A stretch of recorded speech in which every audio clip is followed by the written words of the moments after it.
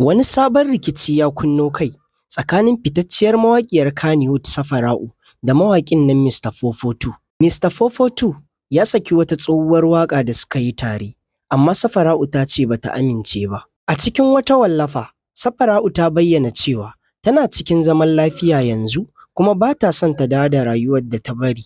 Ta gargaɗi Mr. 442 da cewa ka goge postin ɗin ko kuma ka fuskanci hukunci. Safara'u ta yi wannan maganar ne a akawun ɗinta na Insta, inda take ƙalubalantar Mr. 442 da ya saki waƙa ba tare da izininta ba.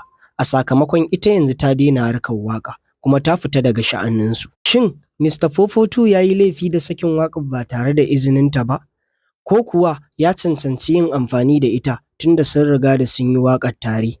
Ku ajiye mana ra'ayoyinku a comment section, ko kuma ga duk waɗanda suke da buƙatar jin wannan waƙa ta Mr. 442 da Safara'u, za ku iya garzaya shafinmu na yanar gizo mai suna hausatracks.com, ko kuma da akwai link ɗin shi a bio na wannan shafi.